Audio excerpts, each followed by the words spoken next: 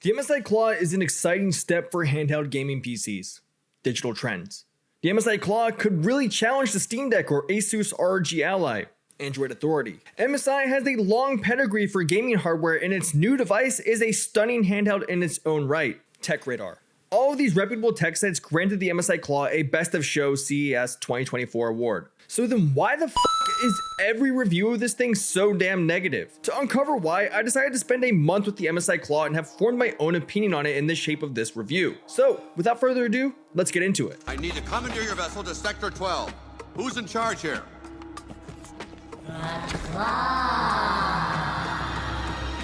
The MSI Claw has a starting price of $699 USD. That version has an Intel Core Ultra 5 CPU with a 135H GPU and 512 gigabytes of storage. You can then step that up to an Ultra 7 with a 155H GPU for $749, and if you really need storage, up to an Ultra 7 with 1 terabyte for $799. And despite what MSI's official website says, all versions come equipped with 16 gigabytes of LPDDR5 RAM as opposed to the listed 32 gigabytes. The unit that I chose was the one in the middle. For $749, you get the MSI Claw, a charger, and an empty box, because that's all that comes in the box. There's no case included, no screen cloth, no stand, nothing else except a box that is too small for even SpongeBob and Patrick to use their imagination in. However, it does come with 1 month of Xbox Game Pass and a free copy of everyone's favorite quadruple A game, Skull and Bones. The Claw, however, does have its fair share of valuable features like a fingerprint reader, a 7-inch 1080p 120Hz IPS display with VRR,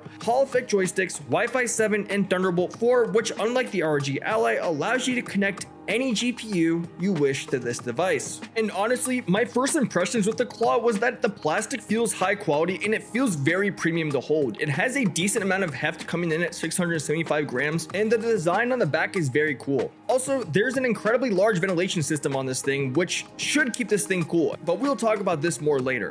The Claw also has grips on the back to make it more comfortable to hold, and the front of the device is rounded a bit to fit nicely into the palm of your hand. The funniest thing about the MSI Claw to me, however, is how they literally took the exact same mold for the ROG Ally and made the grips on the back a little bit thicker, and then proceeded to make that the main marketing point of the entire device. Like, they literally named it the Claw because of the grip. But in all seriousness, I do appreciate that little bit of extra thickness back there. The Claw also has responsive face buttons that are customizable with RGB, and the back buttons are very clicky. However, maybe a bit too easy to click. I actually like how clicky they are and I enjoy fidgeting with them, but I could see them messing up your gameplay if you misclick. However, the Claw is a very stiff D-pad that has very little travel, as well as mushy left and right bumpers on the top, which in short, I'm not a fan of. Oh, and for some reason, they felt the need to put an Intel sticker on the device, as if the box didn't make that abundantly clear. Overall, straight out of the box, the Claw actually really impressed with its solid build quality, nice aesthetics, and how it felt to hold. It was love at first sight. And then I turned the Claw on and discovered my first real issue with the handheld: the display. The display in the MSI Claw is identical to the ROG Ally's display, and it wouldn't surprise me if they came from the same supplier. And that is not a bad thing either, because like the Ally, it supports 1080p 120Hz with variable refresh rate enabled, which means that you have the ability to unlock the frame rate in games where FPS can fluctuate and get a smoother experience while taking advantage of those extra frames.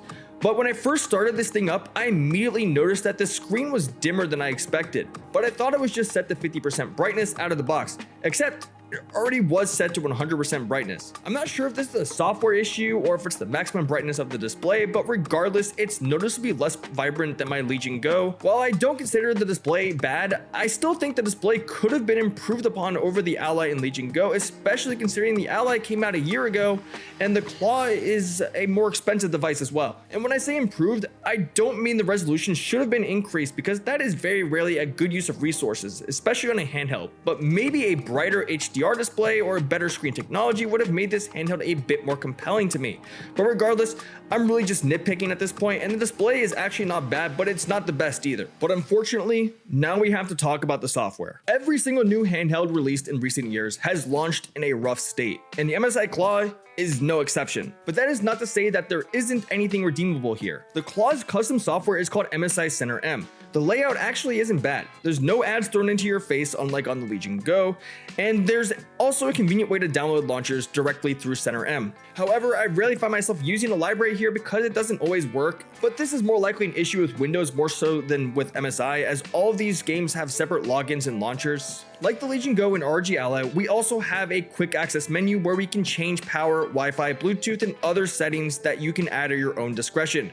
However, among these settings is the real-time monitor. For the first hour of playing with the Claw, I was confused as to why the real-time monitor didn't show FPS. Turns out it was the third layout option on the UI, which was just a bizarre decision to me because initially I didn't realize it checked FPS at all. And I really have to mention how buggy the Claw still is right now. The thing sometimes restarts on its own, and I also had to reset the fingerprint reader as it just stopped asking me for it when I logged in, along with many other issues that I have ran into. So yeah, it's not great, but luckily software is fixable. While the software as a whole is very rough right now, I do have to give MSI credit for having the ability to adjust joystick dead zones and sensitivity on day one. This is a feature that was sorely missed from other handhelds at launch, so I'm happy to see it here. Another thing that I also appreciate is having the live updates section in settings, which makes driver updates a breeze. That is, if MSI ever decides to ship driver updates. Silent mode has been started. What? But that's a separate issue that we'll discuss later. Regardless, since I finished writing this review, they fixed a few of those issues that I had with the Claw, like the real-time monitor, so good on you MSI, keep it up. But the most interesting and unique addition that MSI offers is its AI engine. In fact, outside of the Intel chipset, I'd say that this is the biggest differentiator between the other competing handhelds. MSI and Intel collaborated on an AI engine for the Claw using its NPU, or neural processing unit. The AI learns from your behavior in real time and then adjusts settings to create a more optimal experience. This makes life a bit easier for those who don't want to tweak settings constantly on an activity-to-activity basis. There's no reason to have the power maxed out when going from The Last of Us Part 1 to an indie title like Hollow Knight, and the AI is well aware of that. It also has the ability to adjust audio settings and RGB lighting settings, but I'm actually very confused as to what it actually does for the RGB lighting. I really don't know. The beauty of the AI engine is that it should in theory only get better over time, and the same can be said about the built-in software, but I don't think there's any escaping inconveniences that come with Windows unless Phil Spencer finally decides to create an Xbox operating system for Windows handhelds similar to SteamOS. Come on Phil, pull the trigger on it, man. We know you want to do it. On a positive note, the speakers on the MSI Claw are very good. I don't consider myself an audiophile, but I can tell the Claw's audio is loud, clear, and has a decent range. Just have a listen to some of Persona 3 Reload's OST.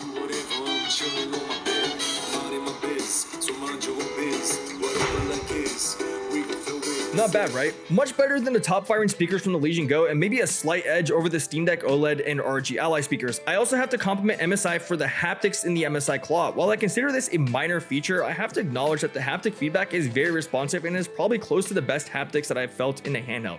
But moving on. Now, we have to talk about something a bit more rough around the edges, and that is the gaming experience on this device. Gaming here is not bad. The device is by no means a slouch, but at least at the time of recording this review, Intel's Ultra 7 155H is weaker and much less power efficient than the ROG Ally and Legion Go, which both use AMD's Ryzen Z1 Extreme. But this is something that I and other handheld enthusiasts have grown accustomed to, and that is handhelds having shit drivers at launch. But despite the immature drivers, AAA games like Elden Ring are still very playable here, however a bit stuttery, and I've also noticed the frame rate suddenly dropping out of the VRR range, which starts at 48 FPS and then suddenly bounces back. So yeah, the Z1 Extreme without watching the FPS monitor is noticeably better. And I think it is important to point out that videocards.com did a comparison of the Ultra 5 135H version of the Claw versus the Ultra 7 155H, and they both performed about roughly the same. So it might be worth going for the Ultra 5 if you're absolutely dead set on getting this device.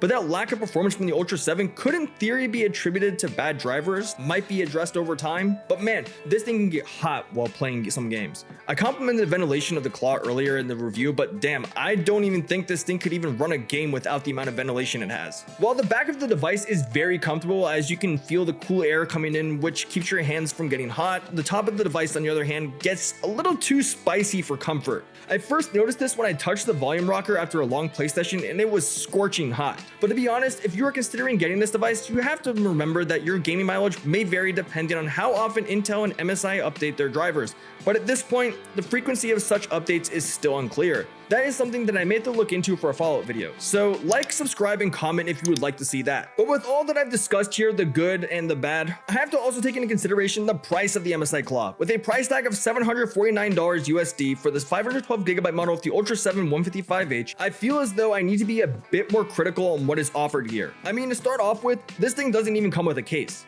The Legion Go and Steam Deck both came with a case. The ROG Ally doesn't, but it is also $50 cheaper at full retail and can be found on sale regularly for $599. Instead, MSI has provided us with a code for Skull and Bones, and you guys already know how I feel about that game.